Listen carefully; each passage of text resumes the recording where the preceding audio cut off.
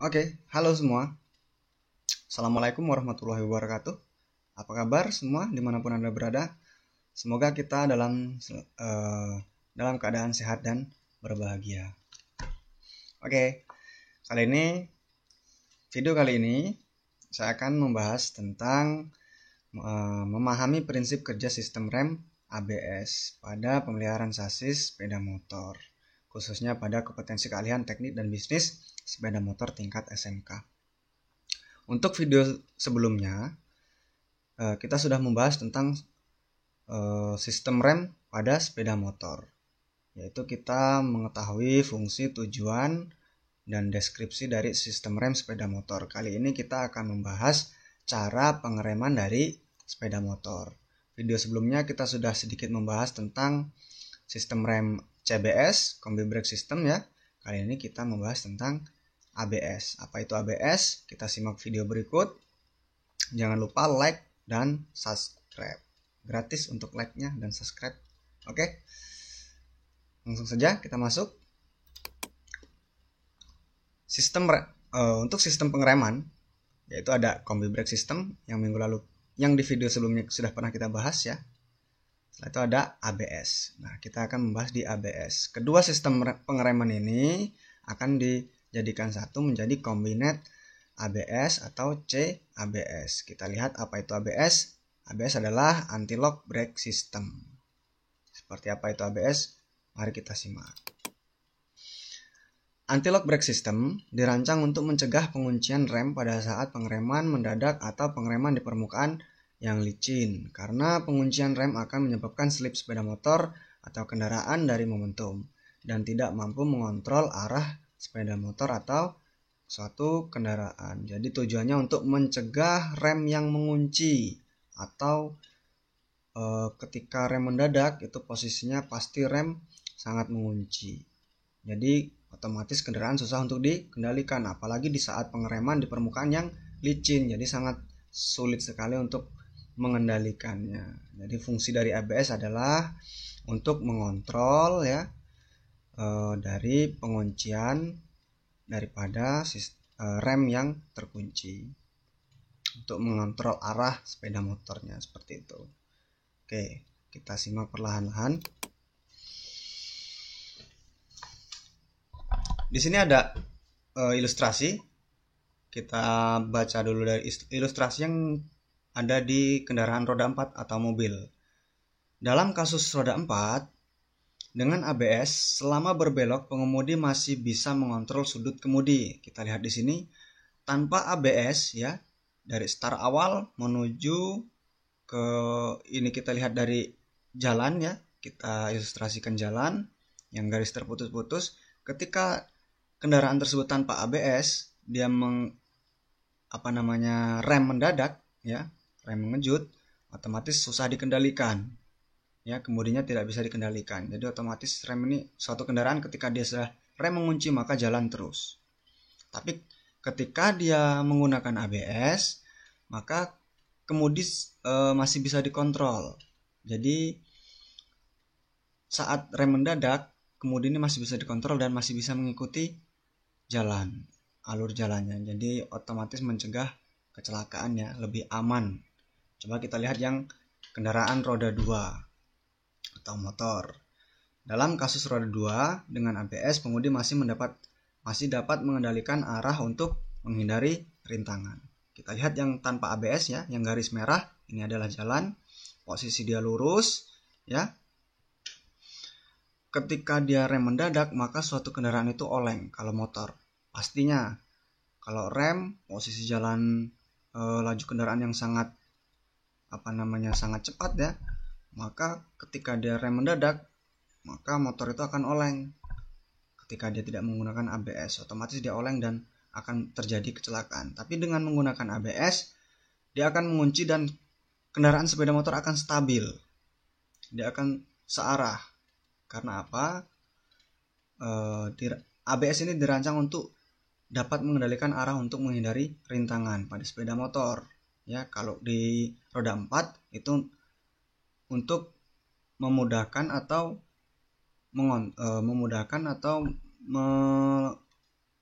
mengontrol dari sudut kemudi. Seperti itu. Jadi salah satu tujuan ABS ini dirancang. Oke, kita lanjut. ABS akan mengurangi tekanan fluida rem untuk periode tertentu. Ketika roda dimulai untuk mengunci, ya, ketika roda mulai mengunci dan ketika merasa bahwa roda mulai membuka, tekanan fluida rem akan kembali normal. Jadi distribusi minyak rem akan beroperasi sebagai on-off yang sangat cepat. Nah, sehingga menyebabkan rem beroperasi tekan lepas sekitar 50 kali per detik, ya. Hal ini dalam mencegah penguncian pada saat motor berjalan di jalan yang licin. Jadi sistemnya ini dia minyak rem didistribusikan sebagai on off, ya.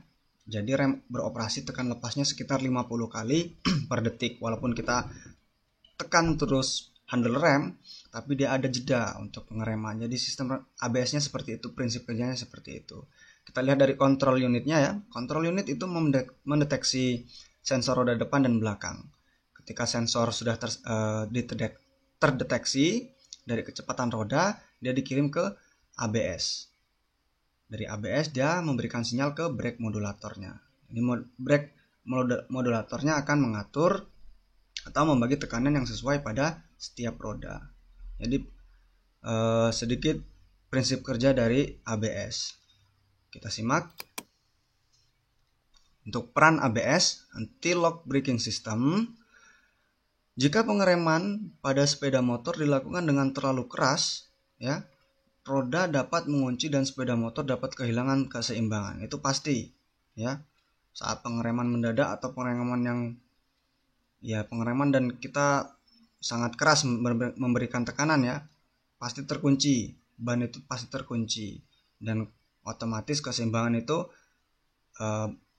otomatis sepeda motor akan kehilangan keseimbangan.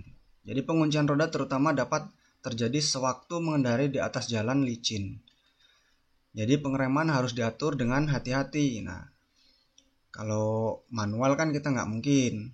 Jadi dari situlah dirancang dengan adanya fungsi ABS. Jadi pengendara dapat dengan mudah menjalankan pengereman dengan stabil. ABS yang mengatur pengereman kita tadi, walaupun kita memberikan tekanan terlalu keras pada suatu rem, nanti diatur oleh ABS. Seperti ini untuk konstruksi pada ABS, ya. Di situ ada ABS ECU, ada ABS modulator, ada front caliper, ya. Ada 3 port di sini, nanti ada sensor-sensornya, ada front wheel speed sensornya, ya.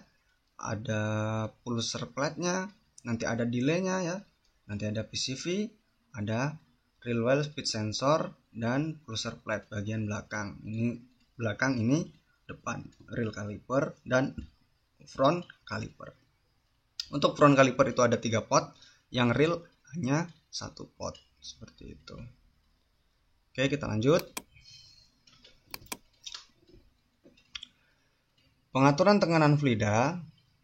Sewaktu kontrol unit mendeteksi kecenderungan roda untuk mengunci dari pemasukan wheel speed sensor, ya, sensor kecepatan roda, ia mengirim sinyal ke ABS modulator. ABS modulator menerima sinyal dan mengatur tekanan fluida di dalam kaliper sehingga menghindari penguncian roda dan mengamankan gaya pengereman. Jadi seperti itu. Sewaktu sebuah roda dimulai mengunci, ya, ia mengurangi tekanan fluida ke kaliper sehingga mencegah terkuncinya roda. Nah, jadi otomatis roda itu nggak terlalu terkunci saat kita melakukan pengereman. Setelah penguncian roda berkurang, ia menaikkan tekanan fluida ke kaliper dan mengembalikan gaya pengereman. Jadi ada rem jeda, jadi putus nyambung seperti itu sistem pengeremannya. Kita lihat di sini ada diagramnya. Dari master cylinder dia mengirim sinyal ke ABS modulator, ya. Dari ABS modulator dia ke brake calipernya. Dari brake caliper ini ada naik dan turun kekuatan pengereman. Diatur dari ABS modulatornya. Setelah itu dari ABS modulator ini ada tekanan minyak naik turun. Dari brake caliper dia menuju ke kecepatan kendaraan ya, wheel rotation, kecepatan kendaraan, dari kecepatan kendaraan terus menuju lagi ke sinyal kecepatan roda. Dari sinyal kecepatan roda dia memberikan sinyal ke control unit, dari control unit kembali lagi ke ABS modulator. Terus berputar seperti itu. Dari master cylinder kita beri tekanan ya, tanda merah ini kita tekanan atau rem mengejut. Dari ABS modulator langsung memberikan sinyal ke arah yang berputar ini. Sirkulasinya seperti itu. Ini adalah diagram daripada pengaturan tekanan fluida yang ada di ABS modulator. Oke, lanjut. Untuk lokasi komponen ABS dapat kita ketahui di sini ya. Pada umumnya itu ada di sepeda motor tipe sport, itu yang sudah menggunakan ABS. Itu ada fuse box, baterai, ABS service, delay valve, ada VCV, ABS modulator ya, front wheel, rear wheel, dan ABS fuse box bagiannya. Di sini lokasi komponen daripada ABS. Bisa kita lihat ya. Oke, kita lanjut. Fungsi komponen ABS. Kita lihat fungsi-fungsinya tadi. Kalau tadi kita sudah ketahui lokasinya, sekarang kita ketahui fungsi dari komponen. Di sini ada wheel speed sensor. Itu berfungsi untuk mendeteksi kecepatan dari roda depan dan belakang dan memberikan sinyal sesuai dengan kecepatan kepada ECU. Nih.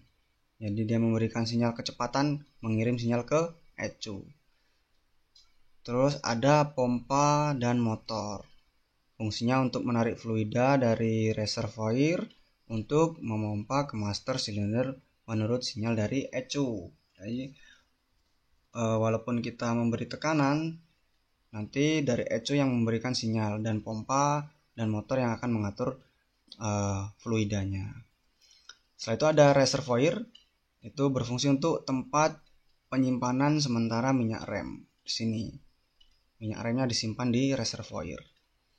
Solenoid valve in-nya itu berfungsi tetap terbuka sewaktu perintah dari ECU dalam keadaan mati, ya. Menutup sewaktu ada perintah ECU untuk menutup lintasan antara master cylinder dan kaliper. Ini untuk katup masuk solenoid valve in. Dan solenoid valve out tetap tertutup ya sewaktu perintah dari ECU dalam keadaan mati. Nah, membuka sewaktu ada perintah ECU untuk membuka lintasan antara master cylinder dan kaliper. Jadi perbedaannya in dan out, ketika in ini terbuka sewaktu perintah ECU dalam keadaan mati.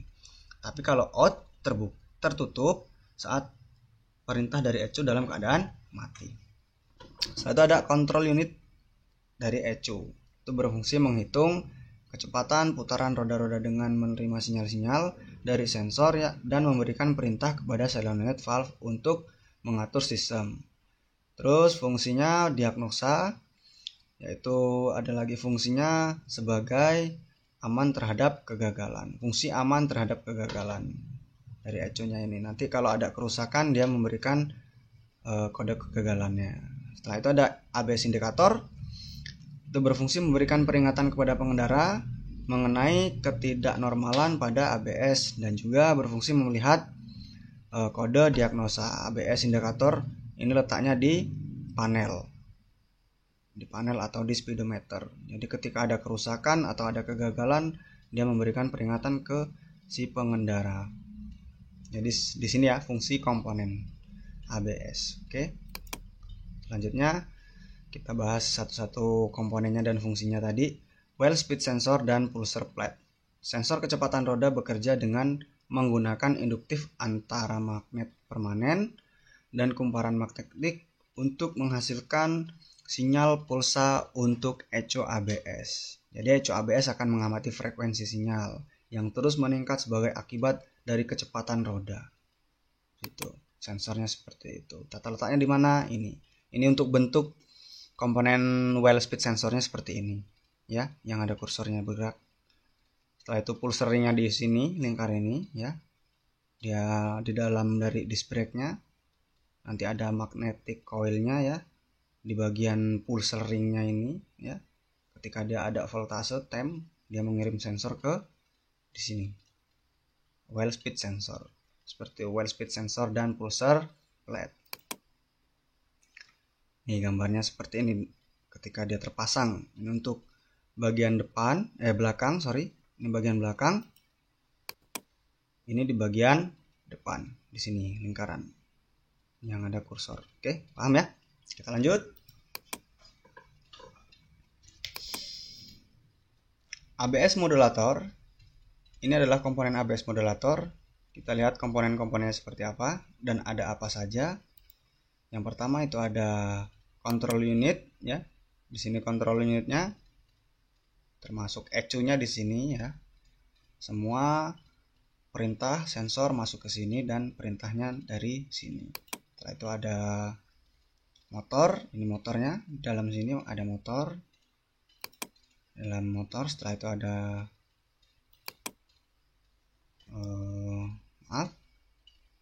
motor, setelah itu ada pompa ya. Setelah pompa itu ada reservoir. Seperti itu. Oke. ABS modulator akan mendistribusikan tekanan rem fluida yang sesuai untuk masing-masing roda. Nah, jadi komponen disegel dalam modulator yang bebas perawatan. Desain kompak sesuai untuk digunakan dengan sepeda motor. Ini adalah desain dari ABS modulator. Seperti ini desainnya. Ada solenoid valve in-nya di mana posisinya di sini. Posisi valve out-nya di sini. Pompanya di sini. Ini motornya di sini. Ya. Tempat penyimpanan fluida sementara di sini. Jadi fluida sementara disimpan di sini. Ini adalah ABS modulator. Kita lanjut. Motor dan pompa. Motor akan menerima sinyal dari ECU ya untuk menjalankan ABS. Motor akan mendorong cairan rem fluida reservoir ya, fluida sementara tadi hasil dari mengurangi tekanan pada sistem rem. Pada saat yang sama, motor juga akan mendorong minyak rem kembali ke booster rem untuk respon ke pengendara. Di sini pompa dan reservoirnya. Jadi brake fluid reservoir, minyak rem akan didorong ke reservoir untuk mengurangi tekanan dalam sistem rem. Ya, di sini motor, di sini pompanya. Di sini ada minyak rem sementara. Oke, kita lanjut. Untuk solenoid valve in, katup solenoid inlet ya masuk biasanya tipe terbuka dengan memberikan aliran fluida rem kaliper dengan gaya pegas. Namun jika ada arus listrik dari ECU ABS akan ada induksi yang menyebabkan katup untuk menutup. Jadi seperti itu untuk solenoid valve in-nya. Untuk solenoid valve out, maaf ya, ini bukan inlet tapi outlet ya, atau keluar, biasanya jenis tertutup dengan menghalangi cairan rem dari reservoir ke kaliper rem dengan gaya pegas. Namun jika ada arus listrik dari ECU ABS, akan ada induksi yang menyebabkan katup untuk membuka. Jadi ketika yang in ya, solenoid valve in-nya atau solenoid katup masuk, dia akan tertutup ketika ada induksi dari ECU ABS, tapi yang out dia akan terbuka saat ada arus listrik dari ECU ABS. Itu dari prinsip kerjanya seperti itu untuk dua komponen ini ya. Pahamnya dari sini. Kita lanjut. Untuk ECU ABS ini bentuknya dia menyatu dengan ABS modulator. Jadi ECU ABS menyatu dengan modulator ABS atau ABS modulator. ECU ABS akan menerima sinyal pulsa dari sensor kecepatan roda dan plat pulser, maka akan memproses dan mengoperasikan motor dengan pompa di sini. Ketika dia menerima sinyal, dia akan mengoperasikan motor dan pompa. Jadi motor dan pompa ini bekerja saat dia ada perintah dari ECU. Seperti itu ya, prinsip kerja dari ECU ABS. Kita lanjut. Di sini ada ABS warning lamp. Di mana yang ABS warning lamp? Kita lihat di sini ada pada panel itu ada yang dilingkari merah, ada huruf ABS-nya ya. Ini prinsip kerjanya, pada saat kunci kontak diputar ke on, maka lampu peringatan ABS akan menyala sampai roda depan dan kecepatan roda belakang lebih bawah 10 km per jam. Jadi ini akan menyala saat posisi motor berjalan, dia tetap nyala pada saat kecepatan 10 km per jam. Tapi lebih dari itu, maka lampu akan mati. Seperti itu. Akan tetapi, jika ada masalah dengan sistem ABS, lampu indikator ini akan memberikan sinyal pada si pengendara. Dengan sinyalnya itu dengan kode kedipan. Nanti kita akan pahami kedipannya seperti apa. Kita lanjut ya. Ini untuk PCV. PCV atau Proportional Control Valve-nya ya. Itu membatasi tekanan fluida rem untuk rem belakang dalam kasus rem darurat karena titik berat kendaraan, center of gravity, akan dialihkan ke depan. Oleh karena rem depan membutuhkan tekanan pengereman yang lebih daripada rem belakang. Dalam kasus pengereman normal, cairan tekanan rem akan sama-sama dipindahkan ke kaliper depan atau kaliper belakang. Jadi dia diatur, saling dibagi. Seperti itu. Kita lanjut. Delay valve. Delay valve mengatur tekanan hidrolik yang dihasilkan oleh pemasukan dari pedal rem atau handle rem dan menjalankan rem depan. Ya. Ini delaynya. Delay valve. Di sini posisinya. Kalau kita lihat dari rangkaiannya di sini. Ya. Delay valve. Dia mengatur tekanan hidrolik yang dihasilkan oleh pemasukan dari pedal rem. Ketika pedal rem kita beri unjuk kerja, maka delaynya akan mengatur tekanan hidrolik. Ya, seperti itu. Oke, kita lanjut. Pengereman normal. Ini saat pengereman normal pada ABS. Ketika ABS-nya non-aktif atau ABS tidak diaktifkan.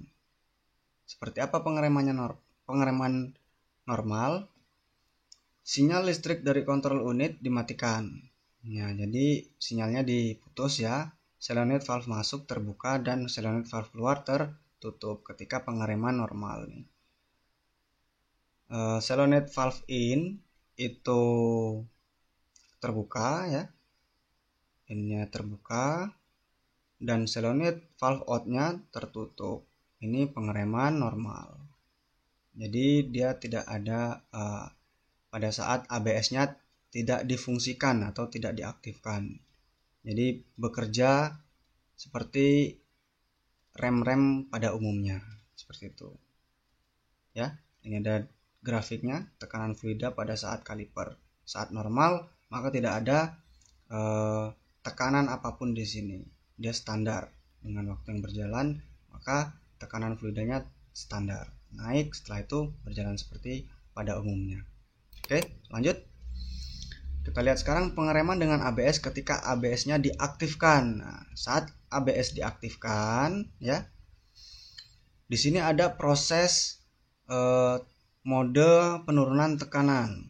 Dengan pengoperasian ABS dimulai dengan mode penurunan tekanan. Kita lihat dari grafik, tekanan fluida dapat naik ya. Saat naik maka penurunan tekanannya tekanannya dikurangi pada waktu berjalan. Seperti ini prosesnya. Ketika brake master cylinder ini bertekanan, solenoid valve in-nya itu tertutup ya. Walaupun ini kita tekan dengan kuat, maka ini tertutup. Nah, saat tertutup, maka motor berjalan dan terus menggerakkan daripada fluida. Dia jalan ya. Fluidanya berjalan mengalir, kontrol unit masuk ke reservoir fluidanya. Solenoid valve out-nya terbuka, tapi in-nya tertutup ketika ABS aktif. Tapi kalau ABS-nya non-aktif seperti yang tadi, maka ini terbuka, in-nya terbuka dan out-nya tertutup. half-nya. Seperti itu ya. Kita lihat lagi. Ada pressure hold mode atau mode mempertahankan tekanan. Nah, mempertahankan tekanan itu sistem tetap pada pressure hold mode mempertahankan tekanan sampai kecepatan putaran roda menyamai kecepatan kendaraan, kembali dengan dikuranginya tekanan pada kaliper. Jadi saat tekanan fluida naik, saat diturunkan dia dipertahankan pada waktu berjalan ya. Solenoid masuknya itu hidup ya, tapi dia tertutup, dan solenoid keluarnya mati juga dia terbuka. Seperti ini. Jadi dari minyak rem sementara akan digerakkan oleh motor dan pompa. Seperti itu ya. Oke, kita lanjut.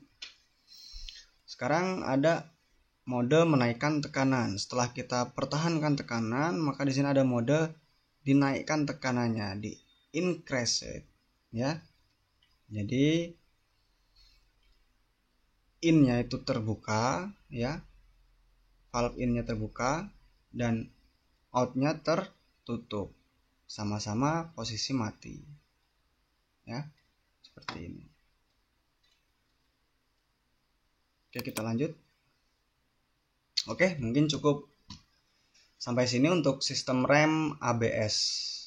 Sistem pengereman ABS ya. Nanti video selanjutnya kita akan bahas bagaimana troubleshooting pada sistem pengereman ABS. Untuk video kali ini, pembahasan kali ini cukup sampai sini dulu. Semoga ini bermanfaat sedikit banyaknya. Semoga kita bisa menambahkan wawasan dari materi yang sudah kita pahami dan kita dapat banyak mendapatkan wawasan atau pemahaman. Oke, sekian dari saya. Jangan lupa terus like dan subscribe. Jangan lupa dibagikan untuk berbagi materi-materi terkait dari sepeda motor, teknologi sepeda motor. Oke. Materi ini saya ambil dari PT Astra Honda Motor. Oke. Sekian dan terima kasih. Wassalamualaikum warahmatullahi wabarakatuh. Bisa hebat.